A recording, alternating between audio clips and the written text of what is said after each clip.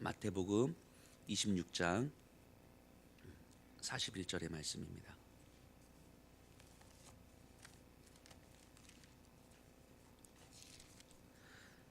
우리 한 절인데요, 같이 한 목소리로 좀 읽도록 하겠습니다. 시작. 시험에 들지 않게 깨어 기도하라. 마음에는 원이로되 육신이 약하도다. 아멘. 우리 이제 고난 주간을 통해서 이렇게 유혹과 시험에 대해서 우리가 좀 묵상해 보려고 합니다. 그래서 오늘은 그 첫 시간이기 때문에 유혹은 과연 무엇이고 시험에 든다는 것이 과연 어떤 의미인가를 좀 생각해 볼 것이고요. 그리고 내일부터는 예수님의 광야 시험을 구체적으로 살펴보면서 구체적으로 우리를 유혹하는, 우리의 삶의 현장 속에서 우리를 유혹하는 것들이, 우리의 마음을 그렇게 빼앗아가는 것들이 과연 어떤 것들이 있고, 우리가 그렇게 시험에 들 수밖에 없는 이유가 무엇이고, 그리고 어떻게 해야 되는지를 이번 한 주간 동안 계속 묵상할 것이고요. 그리고 이 금요일 마지막 날에는 그 우리가 당하는 그런 유혹과 그 시험에 대해서 구체적으로 우리가 승리할 수 있는 우리 주 예수 그리스도의 방법을 한번 찾아보려고 합니다. 이 잠언 23장 34절에 보면 이렇게 말씀하세요. 너는 바다 가운데 누운 자 같을 것이요 돛대 위에 누운 자 같을 것이며. 자, 너는 바다 가운데 누운 자 같을 것이요 돛대 위에 누운 자 같을 것이며. 자, 바다 가운데 누운 자 같다. 이 무슨 의미겠습니까? 바다 가운데 누우면 어떻게 돼요? 죽지요. 그렇죠? 죽어요. 그러니까 곧 파멸을 당할지 모르는 상황에서도 태평하게 지내고 있는 사람을 빗대어서 하고 있는 말이에요. 이제 곧 파멸과 죽음이 눈앞에 닥치고 있음에도 불구하고 그냥 아무 생각 없이 편안하게 누워 잠자고 있는 사람을 이제 바다 가운데 누운 자 같을 것이 이렇게 이야기해요. 오늘 마태복음 26장에서 겟세마네 동산에서 예수님과 함께 있던 제자들이 바로 지금 그처럼 행동하고 있는 거예요. 이 지금 예수님과 이 제자들은 이제 겟세마네 동산에 갔고요. 예수님은 겟세마네 동산에서 정말 이 땀방울이 빗방울이 될 때까지 기도하고 심한 통곡과 눈물로 주님께 간구하고 있어요. 그럼에도 불구하고 제자들은 지금 뭘 하고 있냐면 자고 있어요. 지금 자고 있는 것입니다. 예수님이 몇 번이나 말씀하셨어요. 시험에 들지 않도록 깨어 기도하라. 나를 위해서 기도하라. 지금 예수님 기도하고 있고 제자들이 잠자고 있는 이 근처에서는 지금 어떤 상황이 펼쳐지고 있냐면 유대인들이 무장한 군인들과 함께 예수님과 그들을 체포하기 위해서 지금 다가오고 있는 중이거든요. 예수님은 이제 그걸 알고 있는 거죠. 그래서 본인도 심한 통곡과 눈물로 기도하고 있고 제자들에게도 깨어 기도하라 라고 이야기를 하고 있는데 제자들은 깨어있지 못하고 잠들어 있는 거예요. 이제 곧 파멸을 당할지 모르는데, 그래서 예수님이 몇 번이나 사인을 주셨는데 그들은 잠들어 있는 거예요. 시험에 들지 않게 깨어 기도하라. 마음에는 원이로되 육신이 약하도다. 이게 좀 어떻게 해석하느냐에 따라서 좀 다른데, 시험에 들지 않도록 그래서 깨어 기도하라. 그리고 마음에는 원이로되 육신이 약하도다. 이것이 여기 시험에 들지 않게 여기 걸리는 거거든요. 그러니까 시험에 들지 않기를 원하는데 어쩔 수 없이 시험에 들 수밖에 없는 상황으로 가고 있구나, 이 얘기를 하고 있는 거죠. 누구도 시험에 들기를 원하는 사람은 없는 거거든요. 그래서 시험에 들지 않기를 누구든지 원하지만 어쩔 수 없이 시험에 들 수밖에 없도록 가고 있구나. 그러니 깨어 기도하라.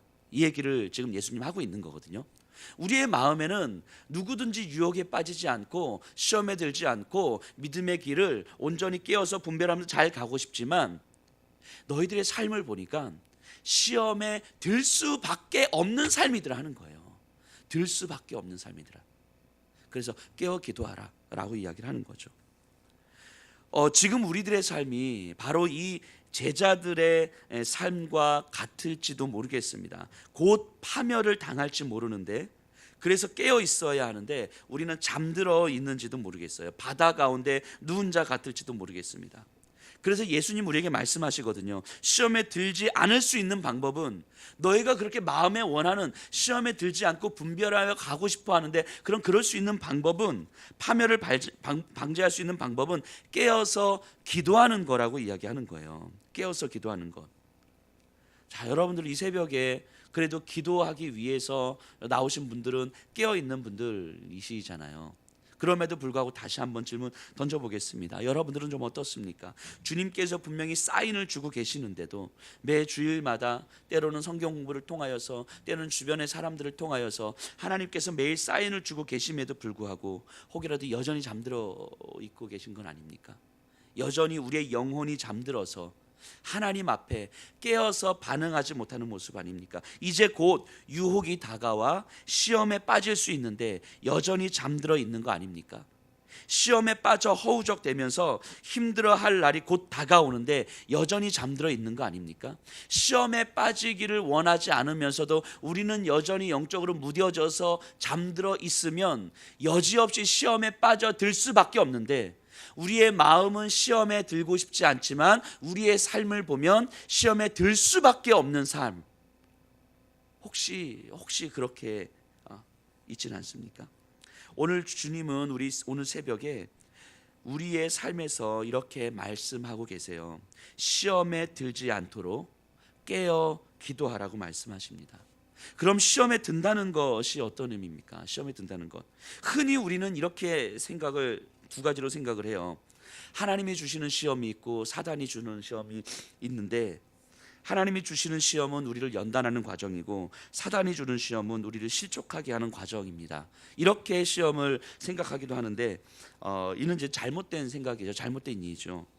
하나님의 주권에 대해서 우리가 잘못 이해하고 있기 때문에 하나님의 시험과 사단의 시험 이렇게 구분하기도 하는데, 생각해 보세요. 욥을 한번 생각해 보세요. 하나님과 사단이 대화를 하면서 하나님이 욥에 대한 사단의 공격을 허용합니다. 그럼 욥이 받고 있는 시험, 고난은 하나님께서 허락하시는 시험입니까? 사단이 주는 시험입니까? 요셉의 고난은 어떻습니까? 하나님의 시험입니까? 사단의 시험입니까? 다윗의 광야 도피 생활은 하나님의 시험입니까? 사단의 시험입니까? 그 어느 것도 명확하게 구분되지 않죠. 하나님의 시험이자 동시에 사단의 시험이기도 한 거죠. 이는 우리가 어떻게 영적으로 분별력을 갖느냐에 따라서 달라지게 됩니다. 그래서 명확하게 이건 하나님의 시험이에요, 이거는 사단이 나에게 유혹하는 거예요, 이렇게 구분되지 않습니다. 이걸 조금 더 명확하게 우리가 이해하기 위해서 유혹과 시험을 우리가 구분해서 좀 생각해 볼 필요가 있습니다. 자, 유혹은 우리로 하여금 악을 행하도록 하기 위한 사단의 전략이에요. 우리로 하여금 악을 행하도록 하기 위한 사단의 전략. 그래서 유혹은 다양한 방식으로 우리에게 접근합니다. 그러니까 이 세상이 그 어떤 것들을 이용하지 않은데 사단이 우리에게 직접 들어와서 우리로 하여금 끊임없이 그 미혹을 하기도 하죠. 마치 가룟 유다에게 들어왔던 것처럼, 사단이 가룟 유다에게 들어와서 가룟 유다의 마음을 그렇게 빼앗았던 것처럼, 또한 세상은 이 사단은 세상을 이용해서 우리를 유혹하기도 합니다. 그러니까 돈, 가족, 자녀, 건강, 자존심 등등 이런 것들을 통해서 우리에게 유혹을 하는 거죠. 우리로 하여금 하나님의 말씀이 아닌 다른 방식으로 움직이도록 우리를 끊임없이 유혹하게 되는 거죠. 때로는 우리 자신, 경험, 지식, 감정 등을 통해서 우리를 유혹하게 하는 거죠. 즉 유혹이라고 하는 건 하나님의 말씀과 다른 악을 행하도록 하기 위해서 우리에게 들어오는 모든 것들인 거죠. 이게 유혹이에요. 그래서 이 유혹은요, 우리의 삶 어디에서나 언제든지 존재합니다. 유혹을 받지 않고 사는 삶은 우리 삶에서 없어요. 그 죄로 말미암아 타락한 세상은 항상 사단의 놀이터이고 항상 죄의 지배 아래 살도록 우리를 부추기고 있는 거죠. 근데 이런 유혹이요, 내 안에 죄성과 만나서 반응할 때, 그때를 우리는 시험에 들었다, 이렇게 설명을 합니다. 다시요. 우리에게 노출되는 이 많은 유혹들이 나에게 다가오는데, 이 유혹들이 내 안에 있는 죄성과 반응할 때, 그래서 돈의 유혹이 나에게 끊임없이 들어오는데 이것이 내 안에 들어와서 그래서 나에게 생각이 되어지고 내 안에 어떤 자리 잡게 되면 그것이 시험이 들었다 하는 거예요. 그렇기 때문에 유혹이 밖에서 마음의 문을 두드릴 때에는 아직까지는 안전한 거예요. 그러니까 왜냐하면 우리의 삶 어디에서나 유혹은 존재하기 때문에. 그런데 그 유혹이 안으로 들어와서 나도 모르게 이 마음과 대화를 나누기 시작하고 이 생각을 설득하고 감성을 자극하기 시작한다면 이미 그것은 시험에 든 거죠. 이해가 되시나요? 그래서 때로는 내 감정과 자존심을 자극하는 그 어떤 사람들이 내 주변에 있을 수 있잖아요. 그런 사람들은 내 주변에 항상 있어요. 항상 나를 기분 나쁘게 만드는 사람들은 항상 있습니다. 그런데 어느 순간 그 사람이 내 안에서 묵상되기 시작하는 거예요. 나를 기분 나쁘게 하는 사람이 내 안에서 묵상되기 시작하는 거죠. 그래서 내 마음에 뭔가 불편함이 생기고, 그래서 계속 생각하고 내 감성과 의지를 자극하기 시작하면 이미 그 상태가 시험에 든 거라고요. 그렇기 때문에 우리는요, 이 세상을 살아가면서 유혹에서 완전히 자유로운 삶은 불가능해요. 어디서나 유혹에 노출되었기 때문인 거죠. 그렇기 때문에 우리가 구할 것은 유혹에서 완전히 자유로운 삶을 살게 해주십시오, 이게 아니라 우리를 시험에 들지 않게 해주십시오, 이렇게 기도하는 거죠. 유혹으로부터 우리의 안에 있는 죄성이 그 유혹에 반응하게 되는 이 시험에 들지 않게 해주십시오, 이렇게 기도하는 게 맞는 거예요. 유혹에서 완전히 자유롭게 해주십시오, 이 말은 하나님 나라 가게 해주세요, 이제 이 말이랑 똑같은 거죠. 우리 요셉을 한번 생각해 보세요. 보디발의 집에 노예로 팔려갑니다. 근데 이 보디발의 사모님이 요셉의 이 수려한 외모를 바라보면서 유혹을 해요. 이 요셉은 10대 중반에 이 한창 혈기왕성한 성적인 욕망이 한창 이렇게 커질 때 이 요셉은 이 사모님의 유혹을 이렇게 받잖아요. 이 장면을 가끔 제가 상상을 해보거든요. 어떤 장면일까? 사모님이 이 야시시한 이렇게 잠옷을 입고 요셉 막 이러지 않았을까? 어쨌든 주여, 제가 연기가 좀 안 돼요. 어쨌든 근데 그것도 한 번, 두 번 하는 게 아니라 매일 유혹을 하는 게, 성경에 보면 매일매일 그랬다라고 이야기해요. 매일매일. 그러면 요셉은 그 사모님으로부터 매일 유혹을 받고 있는 거예요. 근데 요셉이 어떻게 반응을 합니까? 내가 어찌 하나님 앞에서 범죄할 수 있으랴 하면서 그 여인과 함께 있지도 아니하더라, 이렇게 이야기해요. 함께 있지도 아니하더라. 자, 요셉은요, 유혹을 받은 거예요. 유혹에 노출되어 있는 거예요. 그런데 시험에 들지 않기를 구한 거죠. 시험에 들지 않기를. 그래서 유혹에 노출될 수 있는 환경을 끊어낸 거예요. 시험에 들지 않도록 하기 위해서 그 환경을 끊어낸 거예요. 결단한 거죠. 함께 있지도 아니하더라. 요셉은 자신의 연약함을 알기 때문에 이 환경을 끊어내지 않으면 안 된다라고 생각했던 거죠. 그런데 만일의 상상을 해보면 한 번, 두 번 유혹을 받을 때는 거절할 수 있는데 그것이 매일 반복된다면 어느 순간 이 마음 가운데 이제 이런 마음이 들어오는 거죠. 계속 반복되고 노출되었을 때 그래, 한 번 정도는 이라는 생각이 들어오게 되면 이미 유혹이 내 안에 죄성과 반응하여서 내 안에 자리 잡게 되잖아요. 생각으로 자리 잡게 되잖아요. 이 상태, 아직 그 사모님의 유혹에 넘어가서 뭐 잠자리를 같이 하거나 그러지 않아도 유혹을 받으면서 내 안에 그 유혹받는 자리에 나를 계속 노출시키면서 그래, 한 번 정도는 괜찮지 않을까? 아무도 못 보는데, 이런 마음이 들어오면 이미 그 상태가 시험에 들었다, 이렇게 설명하게 되는 거죠. 시험이 들었다. 생각해 보세요. 우리가 사자가 이제 사자의 입에 아가리에 이렇게 머리를 이렇게 들이밀고 사자의 머리 입 안에 고개를 들이밀고 나서 간절히 기도하는 거예요. 하나님, 이 사자가 나를 물지 않게 해주십시오. 자, 우습죠. 이게 이미 시험에 들어 있는 거예요. 이미 시험에 들은다고요. 사자의 아가리에 뭐를 들이민 다음에 하나님, 사자가 나를 물지 않게 해주세요라고 기도하는 것, 유혹에 나를 온전히 다 노출시켜 놓은 상태에서 하나님 내가 시험에 들게 해 주십시오. 이미 시험에 들고 있는 거라고요. 이해가 되시나요? 요셉처럼 사모님이 계속해서 유혹할 때에 사모님으로부터 이 유혹에 노출된 환경을 끊어내지 않고 항상 그 앞에 있으면서 하나님 내가 시험에 들게 하지 않게 해주십시오. 이거는 어떤 상태냐면 내 안에 그 유혹에 대한 상황을 나도 모르게 일부 즐기고 있는 마음이 이제 형성이 되기 시작한 거거든요. 이것이 시험에 들지 않기를 간절히 구한다면 요셉처럼 함께 있지도 아니하더라. 내가 유혹에 노출되어지는 내가 시험에 들 수도 있겠다 하는 그 상황을 끊어내는 결단이 필요한 거거든요. 그런데 시험에 들지 않기를 간절히 구하는 마음이 아니면 그 유혹되는 상황이 나를 끊임없이 노출시키게 되는 거죠. 이미 그 상태가 시험에 들었다라고 이야기하는 거예요. 그리고 그 상태가 되면 99% 넘어가게 됩니다. 넘어가게 돼요. 아담과 하와가 선악과를 어떻게 다 먹게 됩니까? 선악과를 봤을 때 하나님께서 먹지 말라고 하는 나무였어요. 근데 사단이 들어오죠. 모함직도 하고 먹음직도 하고. 이게 유혹을 받은 거예요. 그런데 이 시험에 들지 않기를 간절히 구했다면 이 뱀과의 관계를 끊어냈어야 되는 거거든요. 물론 성경에 잘 언급되지 않지만 저는 이랬을 거라고 생각을 해요.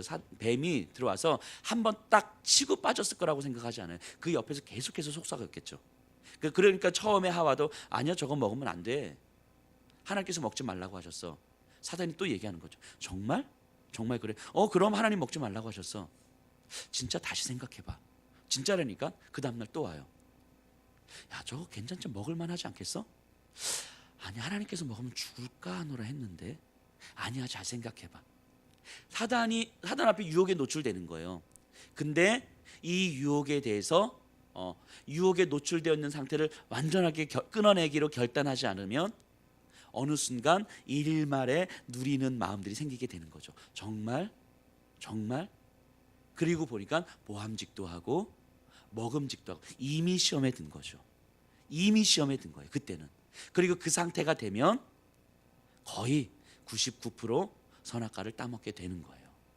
이게 시험에 드는 거예요. 어떤 행위를 해서 선악과를 따먹는 상태가 시험에 든 게 아니고 이미 그 안에 네 유혹에 내 안의 죄성이 반응하게 되어서 내 안에 자리 잡게 되는 그 상태를 시험에 들었다라고 이야기를 하게 됩니다.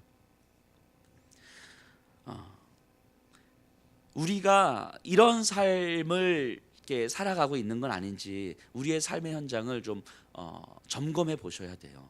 우리가 사자 머릿속에 머리를 밀어넣고 있는 건 아닌지, 그러면서 하나님 앞에 하나님 나 물지 않게 해주세요 이렇게 기도하고 있는 건 아닌지, 그럼 우리의 기도 자체는 아무 의미 없는 기도가 돼버리는 거죠. 아무 의미 없는 기도. 이미 나 시험에 들고 싶어요 하면서 시험에 들지 않게 해주세요 라고 기도하는 것과 똑같다라는 거죠.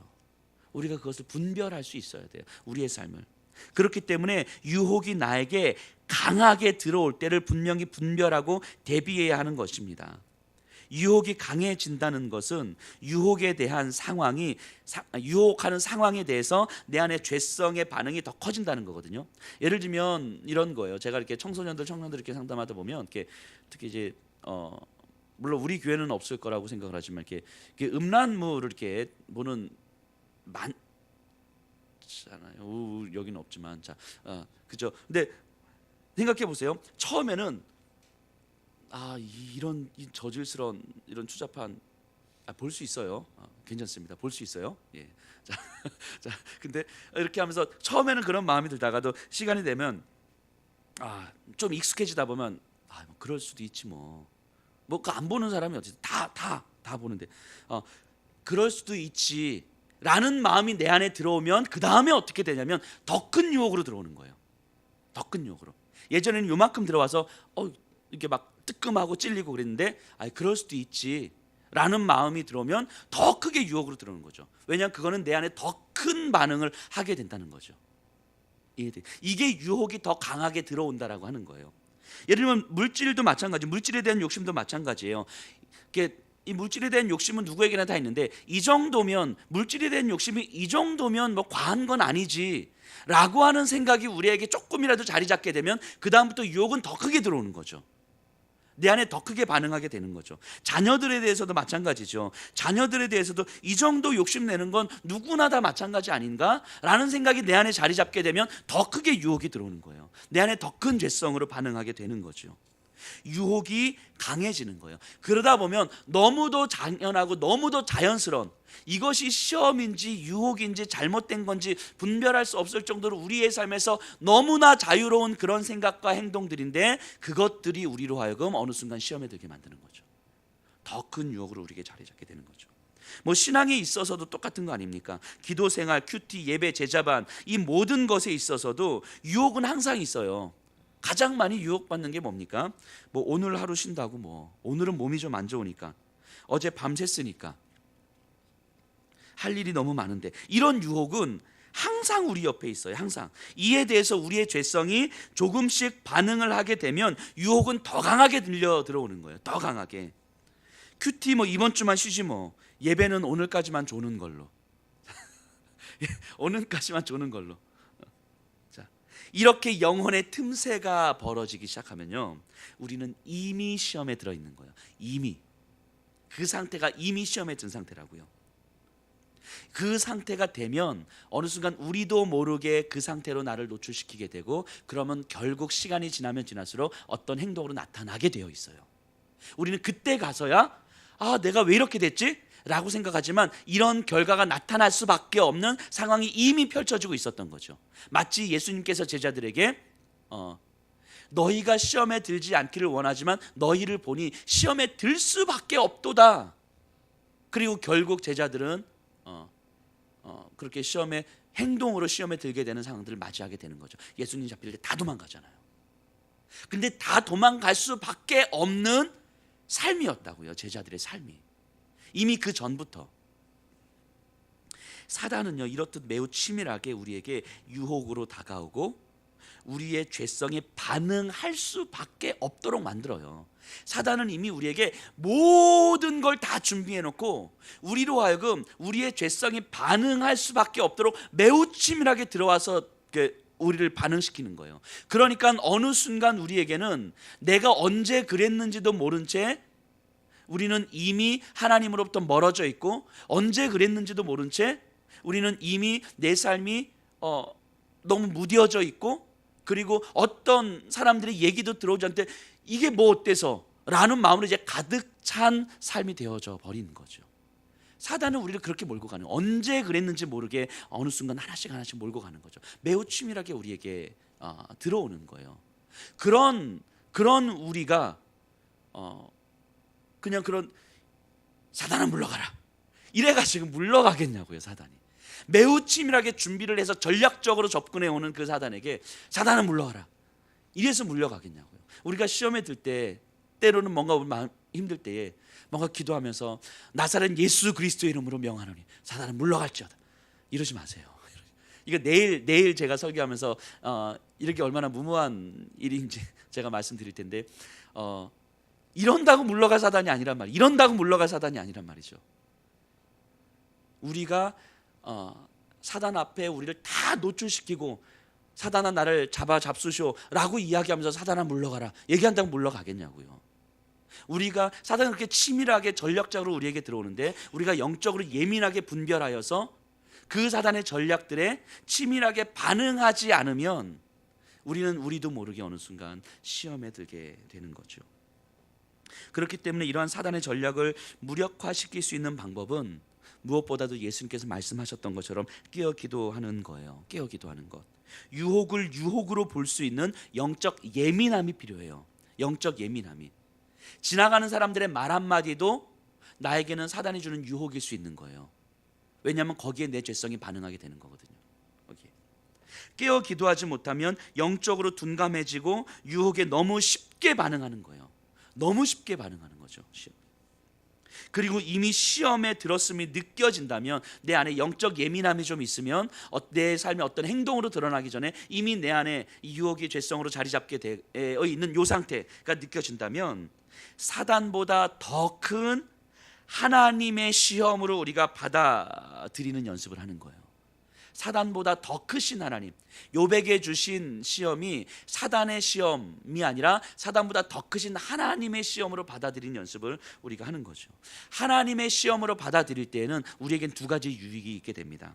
먼저는 그 하나님의 시험으로 우리가 받아들인다면 시험을 통해서 나도 모르고 있던 내 안의 악함과 연약함을 드러나게 하는 거죠.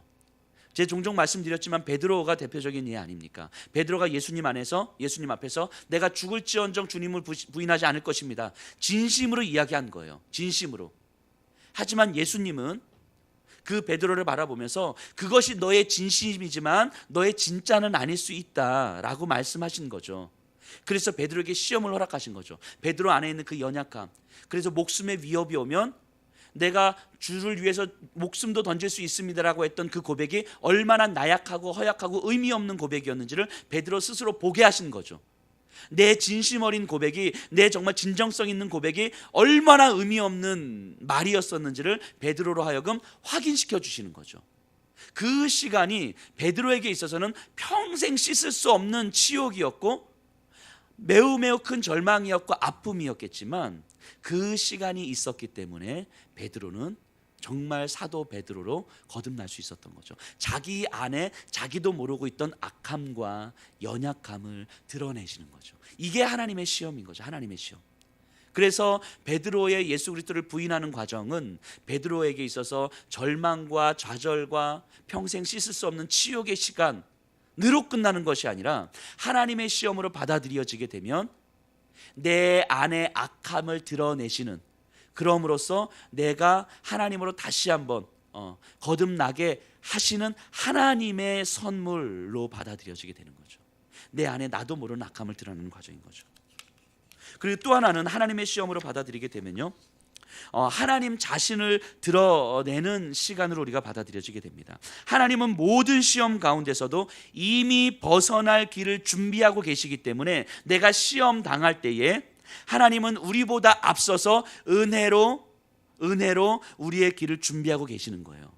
그래서 내가 좌절과 절망 가운데 빠져 있을 때에 우리 하나님께서 어떻게 나에게 은혜로 길을 준비해 주고 계시는지를 이제 구하고 바라보게 되는 거죠. 그랬을 때 하나님께서 나에게 이미 이 길을 준비해 놓고 계셨구나.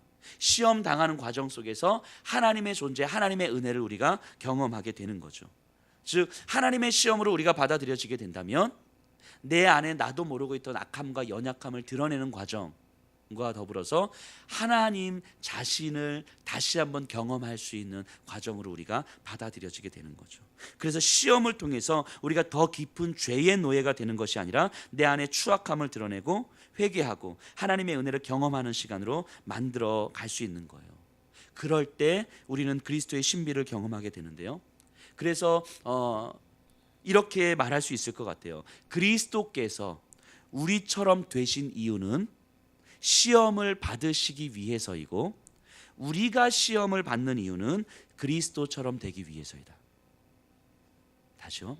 그리스도께서 우리처럼 되신 이유는 시험을 받기 위해서이고 우리가 시험을 받는 이유는 그리스도처럼 되기 위해서이다. 이거는 제 말이 아니고 우리 신학자 존 오웬이라고 하는 목사님께서 하신 말씀인데 저는 동의합니다. 하나님께서 우리에게 주시는 이 시험은 우리로 하여금 그리스도처럼 되게 하기 위한 시험인 거죠. 그렇기에 더더욱 깨어서 기도하는 것이 필요합니다. 오늘 이 유혹과 시험을 좀 정리해 보면요, 유혹을 사단의 전략으로 볼 수 있는 영적 예민함이 우리에게 필요합니다. 내 안에 죄가 반응하지 않도록 하는 죄 인식이 우리에게 필요해요. 가능한 한 유혹의 상황을 끊어낼 수 있는 분별력과 결단력이 필요합니다. 여담이지만 이렇게 컴퓨터를 이렇게 음란물을 이렇게 보시는 분들의 특성이 있어요. 공통점이 있어요. 어떤 거냐면 이렇게 보잖아요. 그래서 허무하잖아요. 그 이제 하나님 앞에서 하나님 제가 깨끗하게 안 하게 해주세요 라고 이제 기도를 해요. 그리고 이제 한 2-3일 지납니다. 내 컴퓨터 앞에 딱 앉아요. 그리고 이제 메일을 확인하든가 해야 될 것들을 다 합니다. 컴퓨터를 할 일이 다 끝났어. 그런데도 컴퓨터 앞을 떠나질 못해요. 마우스를 만지작거리면서 이거 한번 들어가면 개인이 궁금하지도 않은 뉴스 한번 봤다가 뭐 이렇게 한번 봤다가 그러면서 한 번만 이게 함께 있지도 아니하더라. 이 요셉의 이 끊어냄이 필요한 거죠. 그러니까 유혹의 상황을 끊어낼 수 있는 분별력과 결단력. 내가 항상 무너지는 그 시험에 드는 그 죄성의 상황이 있다면 그 상황을 끊어낼 수 있는 분별력과 결단력이 필요하죠. 그리고 시험에 들었을 때에 이 상황을 하나님의 시험으로 받아들일 수 있는 영적 분별력과 영적인 힘이 우리에게 필요합니다. 이것을 꼭 기억했으면 좋겠습니다. 유혹을 사단의 전략으로 볼 수 있는 영적 예민함 꼭 기억하셔야 됩니다. 이 영적 예민함이 과연 우리에게 있는가? 내 안에 죄가 반응하지 않도록 하는 철저한 죄 인식이 우리에게 있는가?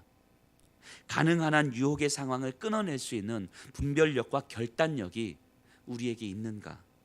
시험에 들었을 때에 이 상황을 하나님의 시험으로 받아들일 수 있는 영적인 분별력과 영적인 힘이 우리에게 있는가? 이 네 가지를 꼭 기억했으면 좋겠습니다. 이 네 가지를 의지적으로 우리가 생각하고 기억하지 않으면 우리는 우리도 모르게 유혹에 노출되어지고 죄성이 반응하게 되고 사자의 입에 우리의 머리를 들이밀면서 우리가 살아가고 있는 거예요. 그러면서 우리는 시험에 들지 않게 해주세요, 사자가 나를 물지 않게 해주세요라고 기도하면서 살아가는데 사자가 물었을 때 하나님 내가 그렇게 기도했는데 왜 하나님 응답 안 해주세요? 응답 안 해줄 수밖에 없는 상황을 우리가 만들어 놓고 하나님 앞에 이렇게 이야기하는 것일 수도 있는 거죠. 우리의 삶을 이 유혹과 시험의 틀 안에서 다시 한번 좀 돌아봤으면 좋겠습니다. 그래서 내가 어떻게 사자의 입에 내 머리를 들이밀는 환경을 내가 계속해서 만들어 놓고 있는가? 내가 어떻게 이렇게 영적 예민함이 없고 철저한 죄 인식도 없고 분별력과 결단력도 없고 영적인 힘도 없는 삶을 내가 살아가고 있는가? 그래서 마음에는 시험에 들고 싶지 않은, 마음에는 원이로되 내 삶을 보니 시험에 빠질 수밖에 없는 삶이다 라고 이야기한 우리 주님의 말씀이 오늘 새벽에 나를 향한 말씀은 아닌가? 좀 우리가 이렇게 생각했으면 좋겠습니다.